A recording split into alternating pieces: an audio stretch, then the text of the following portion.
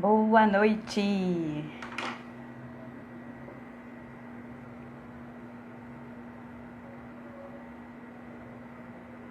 Boa noite, pessoal! E aí, tudo bem? Todo mundo entrando. Laís já chegou, vou chamá-la aqui.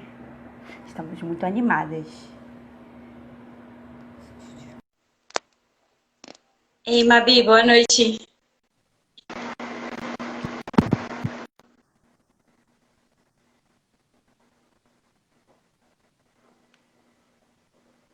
Olá, boa noite. Ei, a Laís chegou! Boa noite, Tá me Laís, tudo ouvindo? bom? Tudo bem. Deixa eu Tô pôr o fone aqui ouvindo no seu. direitinho. Teve alguém que perguntou aqui, a Julie. Julie, a live vai ficar salva, tá bem? Agora as lives estão sendo salvas no IGTV, que é uma maravilha. E a gente decidiu fazer essa semana aqui com vocês. Para quem não conhece, né? Nós somos do Clube das Penélopes. Eu sou a Rapuque e essa é a Laís. Eu sou a Laís. Sejam bem-vindos ao nosso Instagram. E essa semana é uma semana que a gente andou pensando muito como que a gente ia abordar, né? Principalmente por estar chegando a época do Dia dos Namorados, né? O coração de algumas vai se inquietando.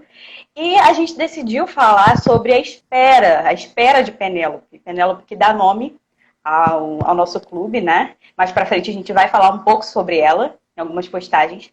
E o propósito dessa semana é exatamente falar sobre essa espera da mulher, né? Esse momento em que ela descobre que ela nasceu para amar, nasceu para ser amada, e ela vive esse momento de incerteza, né? Um período aí em que ela, ao mesmo tempo, vai se descobrindo e ela passa por um teste, né? É meio que uma provação, onde a fé dela mesmo vai sendo testada e é um momento em que a gente tem que alimentar a nossa esperança, né? E o livro que a gente está lendo no clube é o Refúgio Secreto, e tem um capítulo dedicado só ao Karel. O Karel é o amor da Corey. Conta aí pra gente um pouquinho, Laís. Explica aí pras meninas quem é o Karel. Eu contei um pouquinho, né, nos stories. Depois eu gravei um vídeo com o trecho do Isso. Carell. E esse foi o grande amor, assim, da vida da Corey, né? O primeiro amor e foi o que permaneceu ali por muitos anos, porque ela era bem mais novinha que ele, então ela tinha uma dificuldade de chamar a atenção dele. E quando finalmente ela conseguiu, ela atraiu essa atenção. Os dois tiveram um momento, os dois passaram uma temporada juntos, né? Uma época de férias dele, passaram no mesmo lugar, eu não me lembro se era um rancho, alguma coisa assim. Eles passaram juntos e ali o Carell ele prometeu, né, muita coisa para o coração da Corey. Tanto que ele não deve ter falado tanto que ele ia fazer tantas coisas. Mas na cabeça da mulher é tudo sempre maior do que realmente a gente sempre acha que é mais, que a gente quer entender algo a mais do que aquilo que está sendo dito. E a Corey, ela criou uma expectativa gigante a respeito disso. Gigante. E sabe E aí... uma coisa Pode que falar. eu tinha percebido é da família da Corey, né? Porque eles são uma família holandesa, né? E eles passaram esse período da Segunda Guerra e tudo mais. Só que eles eram uma família protestante, então eles tinham um convívio assim, né? Até mais tranquilo, né? Não tinha essa coisa de falar sobre namoro, né? As mulheres elas eram bem educadas para cuidar do lar, né? E é muito engraçado, porque a Corey ela era a filha mais nova, né, Laís? Sim. E quando ela vai, tanto quando ela vai falar das outras irmãs, ela fala, a Noli, ela é linda, né? Ela é pra casar, né? Ela é linda. Já eu, Sim, sim. então ela sempre tinha esse olhar para ela mesma, né? De, bem, eu não sou tão bonita, eu sei disso.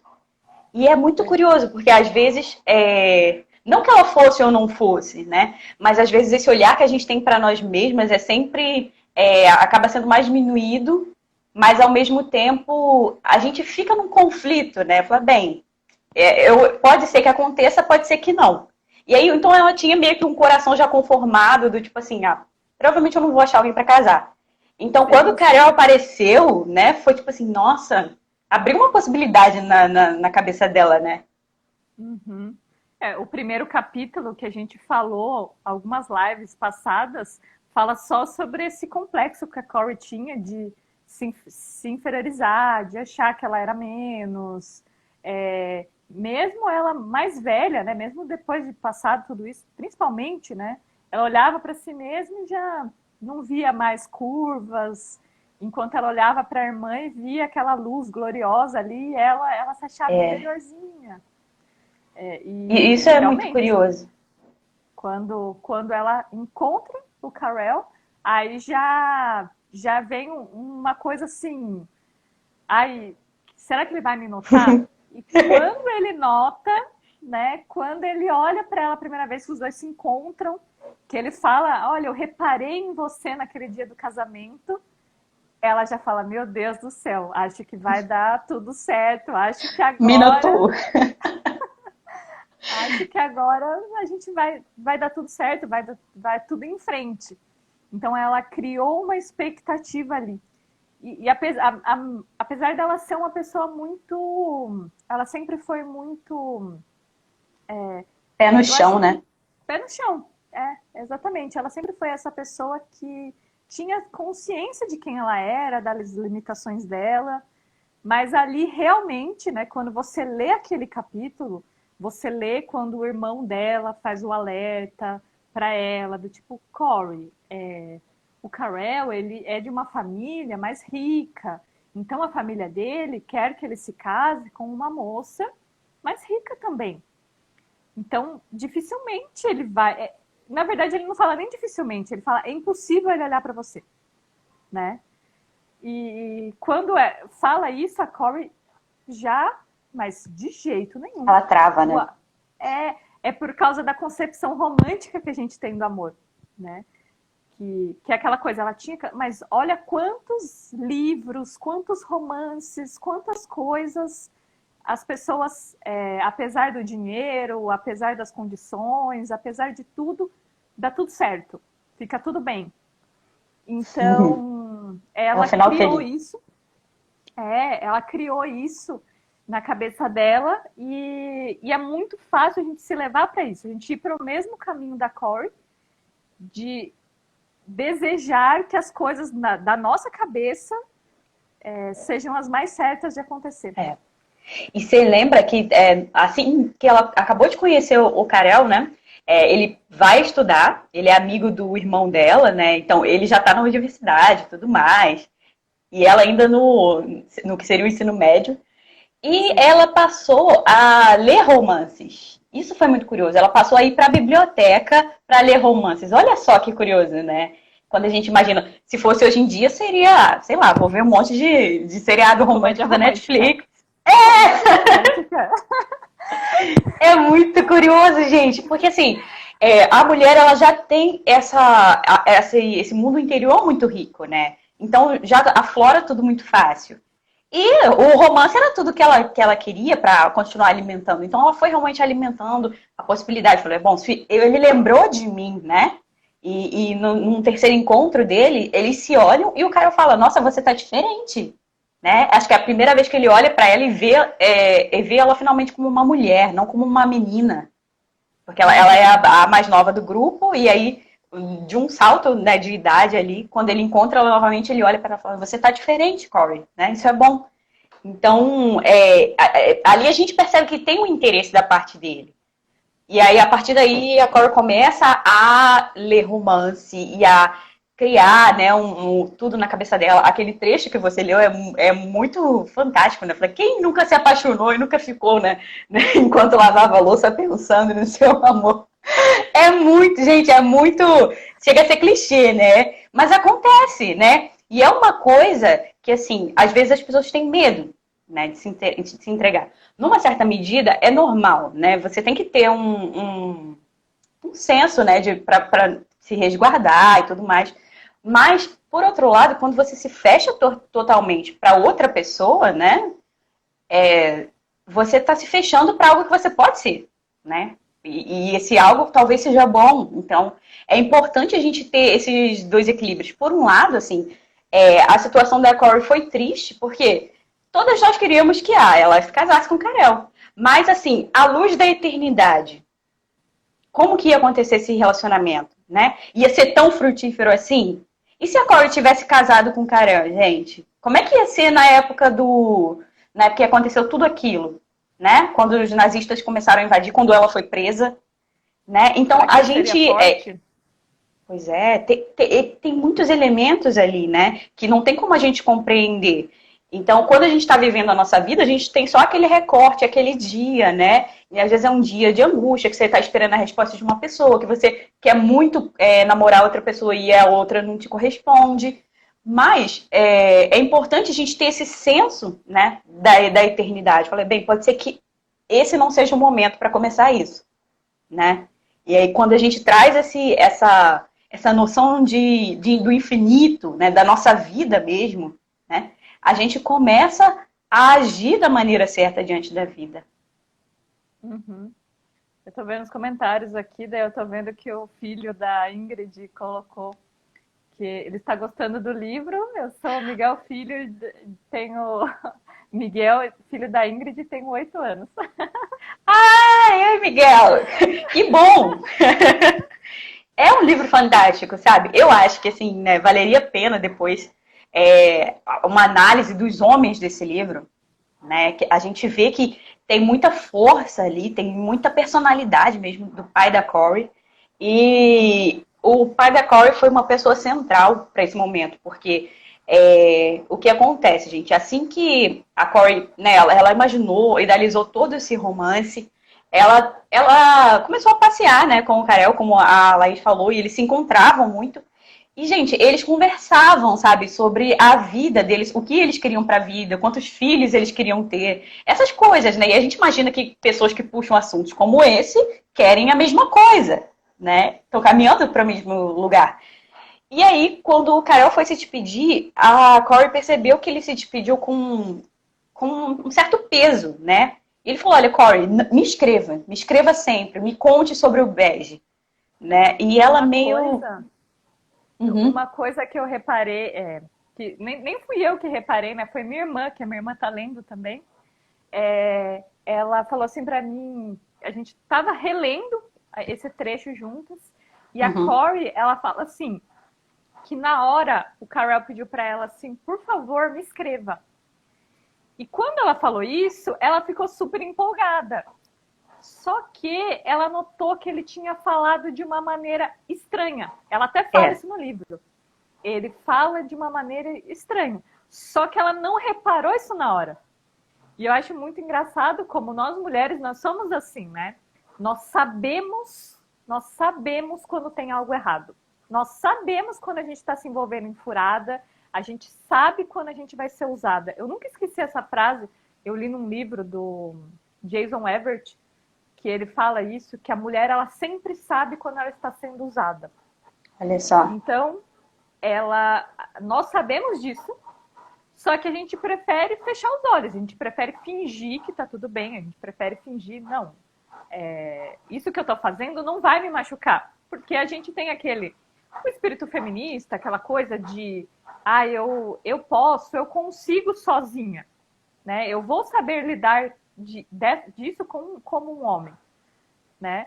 E nós esquecemos que nós somos bem diferentes dos homens. Então, quando chega a hora que realmente é provado, né? Porque naquela época a gente só percebe. E eu acho que eu estou sendo usada aqui nesse momento. Mas quando passa o tempo e você tem certeza que você foi, aquilo te machuca tanto, mas te machuca tanto, dói de uma maneira enorme e você fica perdida, porque você acha que você vai conseguir passar por aquilo e vai ser tranquilo, vai ser tudo bem.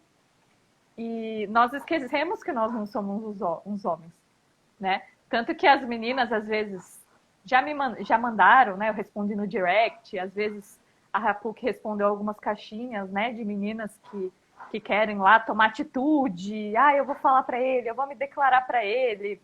E vocês veem que a Rapuk é super contra isso, né, da mulher chegar lá se declarar. Eu não sou desse tipo, eu não sou tão ortodoxa assim. Eu acho que a mulher até pode, só que a nossa estrutura não foi feita para isso, né? Então a Corey, quando ela criou todo aquele sonho, ela não tinha uma estrutura para levar um fora. O homem, ele até tem. O homem, ele até vai lá, leva um fora e depois parte para a próxima. Ele tem esse... Parece que todo ele foi feito para isso. Mas quando se trata da mulher, a gente tem uma fragilidade muito maior. Então, não espere que você vai se declarar para um rapaz e não vai doer demais quando você ouvir um não. Vai doer muito, mas muito, muito, muito mesmo.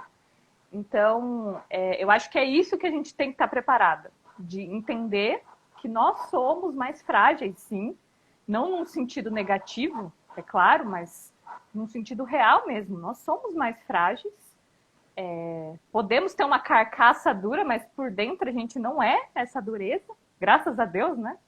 Alguém tem que ser mole nesse lugar. Mas, assim, essa coisa que a Corey, ela não estava preparada. Foi uma coisa que o irmão dela tentou prepará-la, né? Ele foi tentando falar assim, olha, Corey, percebe, ele é de uma família tal, a família dele não quer que ele se case com qualquer uma, a família vai escolher essa pessoa. E daí, em todo momento, ela fala, não, o amor é maior do que isso, os romances que ela leu ensinaram isso, que é isso que a comédia romântica faz com nós mulheres, né? A gente cria toda aquela ideia romântica na nossa cabeça, né? Eu acho que foi com os Náufragos que eles falaram que, tipo assim, que o que a pornografia faz na cabeça do homem, a comédia romântica faz na cabeça da mulher, sabe? Muda tudo, desfigura tudo, assim, e a gente começa a olhar a partir somente do olhar romântico, né? A gente não olha uma pessoa. Peraí, ali na minha frente existe uma pessoa. E essa pessoa, ela tem as escolhas dela, eu não mando nela, eu não posso escolher por ela, eu não posso decidir coisas por ela, e tem o que existe na minha cabeça. Tanto que hoje, né, era expectativas e realidade. Então, na minha cabeça, a gente ficaria junto, ele chegaria em mim, e ele falaria que me ama, e toda aquela conversinha que a gente já está fabricada, pode dar uma coisa errada, mas no final a gente vai ficar junto. Só que a gente tira o livre-arbítrio do outro, né? A gente tira esse poder de decisão. E até despersonaliza, poder, né? Porque você olhe para si mesmo, né? Nós temos a liberdade de dizer não para um homem. Não é porque um homem é legal com a gente, um homem é gente boa com a gente, que a gente vai dizer sim para ele na hora. Bom, o homem, ele também tem a escolha dele, né? O Carell ali, ele tinha uma escolha, ele poderia ter escolhido a Corey, ele poderia ter escolhido. Mas era uma luta que ia ser demasiado, ia ser demais, sabe? Ia ser algo muito maior do que ele desejaria. Né? Ele não tinha tanto amor assim por ela a ponto de ter toda essa gastura com a família, né? E ele ia ter que ir contra a família, já que a família que bancou os estudos dele e tudo mais, então ele tinha uma relação de dívida, né, com a família. E isso no discurso do William ficou muito claro. E é até curioso, né, porque passado esse tempo, né, eles se despedem, e depois quando o Carell retorna para ver a Corey, ele volta para anunciar o noivado dele com uma outra moça. E a Corey atende a porta, né? E quando ele fala do noivado, ela não ouve mais nada. Então, como ela vai narrando tudo aquilo, né? E é a própria Corey que escreveu o livro, então a gente imagina quanta emoção, quanto sentimento tem naquelas páginas. Né? E aí ela diz que por meia hora eles ficaram lá, a família dela foi o apoio ali para ela ficar tranquila. E eles se despediram. Assim que ele saiu, ela foi correndo pro quarto, né? Para chorar, desesperada. E essa é a parte, assim, uma das partes mais bonitas do livro. Apesar de ser muito triste, né? Ela vai pro quarto e ela tá chorando, chorando. Então ela ouve o pai dela chegando e ela só pensa, eu não quero que o meu pai fale pra mim que vai vir outro rapaz, porque eu sei que não vai vir, né? E aí o pai dela, da forma mais delicada possível, né, da forma mais verdadeira, como um verdadeiro homem, Sábia. né, ele chega pra Corey e fala, olha, Corey, ele explica pra ela o que tá acontecendo, é isso que você tá sentindo é amor, né? E todo esse sentimento, você tem duas opções pra fazer com ele, né? Ou você pode odiar eternamente o Karel por ele não ter ficado com você, ou você pode amá-lo como Deus o ama, né? Você pode olhar através daquela situação. Isso é de uma beleza, né? Porque quem, né, depois de ter levado um fora, né, vai pensar em olhar para o cara e falar, não, né, existe uma outra forma.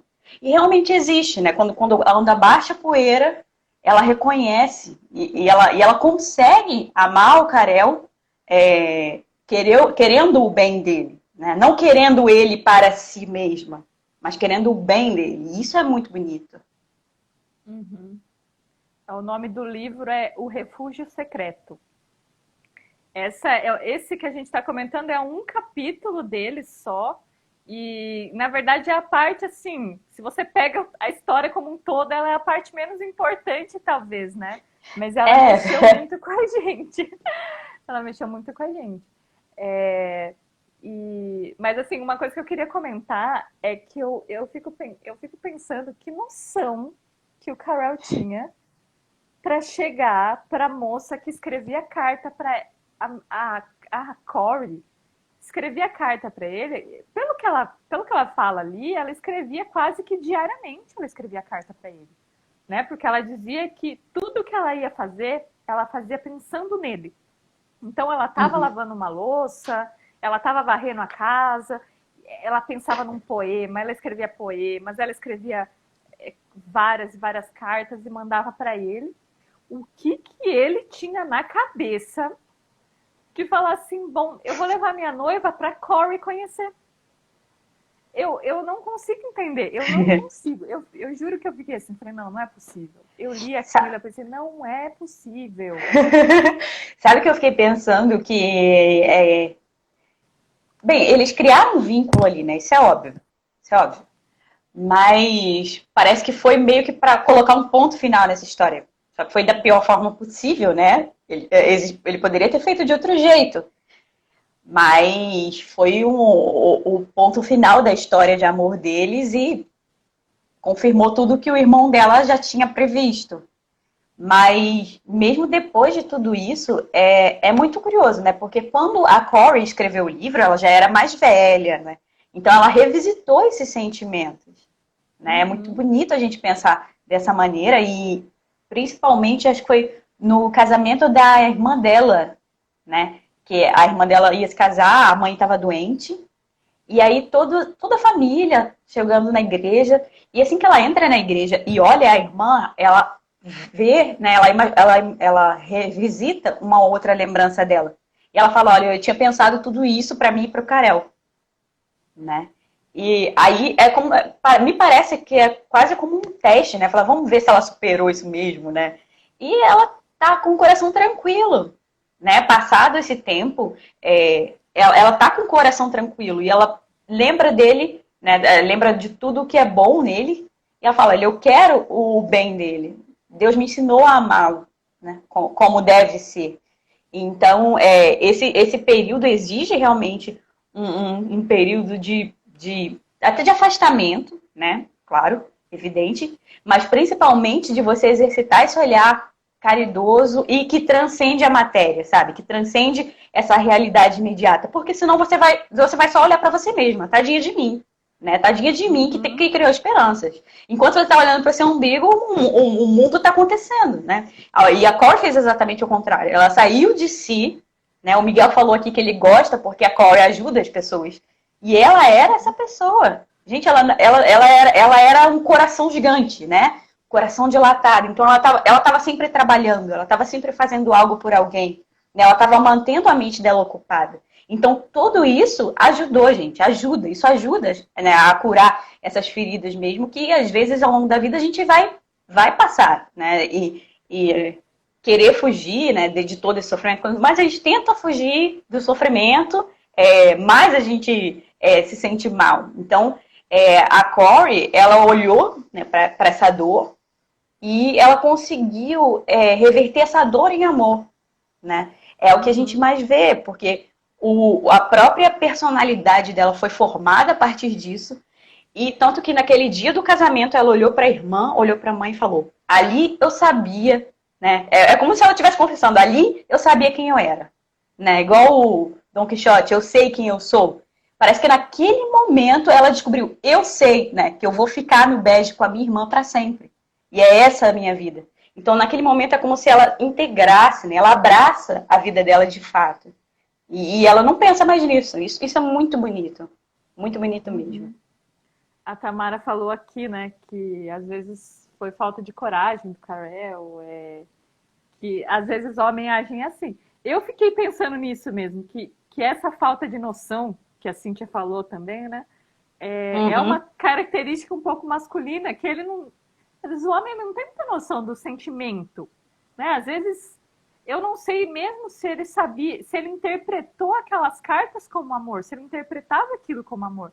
Às vezes ele nem entendia dessa forma, né? Ele deixou ali algo conversado com a Corey, mas depois, né, ele ficou afastado dela, e às vezes é uma pessoa que precisa de presença física, por isso que a gente fala, né, de namoro à distância, que precisa desse encontro, precisa dessa presença um do outro, porque às vezes a pessoa ela é mais física mesmo. E daí, quando ele se afastou fisicamente dela, ele se esqueceu, né?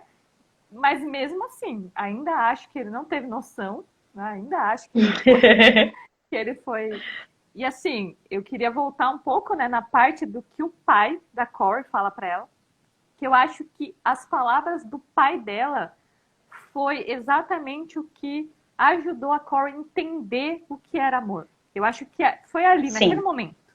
Né? Ela até fala que as palavras dele foram como a chave para ela entender tudo que ela ia passar nos próximos anos. Né? Então, a Corey, quando o pai dela chega ali, ela tá esperando que ele vai vir com um discurso vazio, que ele vai dar conselhos vazios para ela, e ele chega e fala aquilo, né, que o amor é a coisa mais importante que existe. Você tem duas escolhas: ou você deixa de amar, deixa o amor morrer, e uma parte de você vai morrer junto com esse amor, né? Se você parar de amar, você para de sofrer, mas uma parte de você morre junto.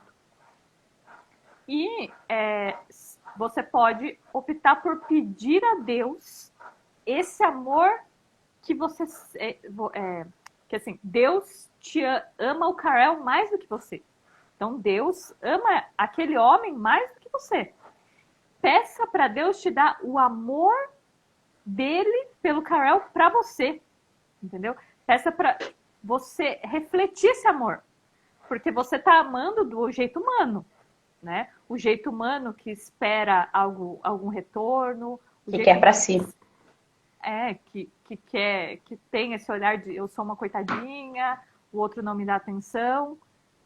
E daí você pede o quê? O que é o amor de Deus? É o amor que é diário, é todos os dias, é todo minuto, é toda hora. Imerecido. Cada respirada nossa é pura graça de Deus. E nós não damos o retorno que ele merece, nós não damos o retorno que ele precisa, que ele deseja de nós, né? Não que ele precise, que nós deveríamos dar para ele. Nós não damos esse retorno. Depois a gente reclama quando a gente não recebe o amor. Mas espera aí, quem te ama mais do que Deus? Não existe ninguém que te ama mais do que Deus. Você não consegue retribuir esse amor porque você peca o tempo inteiro, porque você esquece dele, você esquece da existência e tudo mais. Então, como que você espera de um outro ser humano que você que ele retribua esse amor para você? né? Então é muito difícil isso mesmo. Não dá para você controlar o outro. Então você pede para Deus o amor de Deus, né? Eu quero amar o outro com a força do amor que Deus nos dá, né? Então, sem esperar um retorno, uma doação de olhos fechados mesmo, de não ver o que o outro tá pensando, o que ele está fazendo. É lógico, né? As pessoas podem interpretar isso das mais diversas maneiras, mas a gente está falando de um amor saudável, né? Um amor que se doa, mas pelo bem do outro, pelo seu próprio bem, numa harmonia, né? Então, ali o pai da Corey, ele fala, peça para Deus esse amor. Peça esse amor para Deus. E daí quando ela fala, não, realmente, o que ele me falou é a coisa mais sábia que alguém já falou para mim na vida, né? Ele me ensinou a chave, então eu vou fazer uma oração. Então ela deita na cama naquela noite e ela faz uma oração, né? Eu vou entregar todo o meu sentimento, todos os pensamentos que eu tinha a respeito do nosso futuro, tudo. Eu vou entregar tudo para Deus e eu peço, e ela pede que Deus faça ela olhar Carol com os olhos dele, né? Com o olhar de amor dele, não com o olhar dela. Então ela faz essa oração, faz esse pedido para Deus e ali ela adormece, né? Ela vai entender isso muitos anos depois, quando ela fica feliz lembrando do Carell, pensando sobre ele, e ela até diz, né, que no momento ela faz uma oração e ela fala assim, essa oração não foi a Corey que fez. A Corey seria incapaz de fazer essa oração. Eu jamais seria capaz de olhar para o homem que me enganou, que me magoou, e desejar que ele seja muito feliz com a outra esposa dele, né? Com a esposa dele, né? Com a outra mulher que está com ele. Quantos de nós teríamos essa facilidade, né, de dizer isso? Ver o homem que a gente ama com outra e desejar que ele seja feliz com aquela outra. E a Cora, ela faz essa oração, deseja isso para ele e percebe, bom, não fui eu que fiz essa oração, foi Deus, né? Foi Deus que colocou no meu coração. Então, essa tem que ser a nossa luta, né, diária de... É muita evolução espiritual, realmente. É algo de amar os inimigos mesmo, que foi o que Deus nos ensinou, né? E ali o Carol nem era um inimigo, né? Era bem menos. E você guarda muita mágoa. Como não guardar mágoa de alguém que te magoou dessa maneira? É verdade. Eu acho que olhar para essa situação, né, e pensar realmente como Cristo agiria. Assim que a Corey pede o olhar que Deus teria, né, o amor de Deus, né, ela recebe essa graça. Então, às vezes a gente quer fazer tudo sozinha, né? A gente, como você disse, a gente quer resolver, a gente acha que vai dar conta.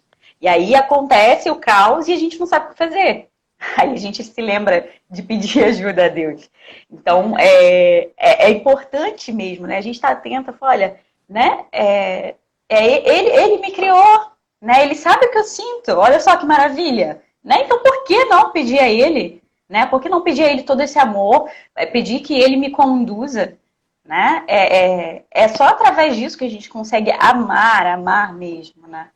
E ao longo da história da Corey, a gente percebe que graças ao discurso do pai dela, né, ao testemunho mesmo de vida deles, a Corey conseguiu transpor obstáculos, assim, inimagináveis. E é uma história realmente muito bonita. Então, a gente quer convidar, né? Quem tiver aí e ainda não conhece o livro Refúgio Secreto, leiam. Nós estamos lendo no Clube de Leitura. Esse sábado vai ter o Hangout. Quem quiser conhecer mais, entra no link lá da nossa bio para conhecer um pouquinho do Clube das Penélopes. Laís, as suas considerações finais. Bom, não desistam, né? Peçam para Deus o amor verdadeiro, né? Para que, independente de correspondência ou não, nós possamos amar de verdade o outro, não as expectativas que estão na nossa cabeça. Isso aí. É uma lição que eu aprendi nesse capítulo da Cora, sem falar nos outros, né? É lindo demais, gente. Olha, Um beijo. Obrigada pela presença de vocês. Obrigada, Laís. Até mais. Um beijo. Até.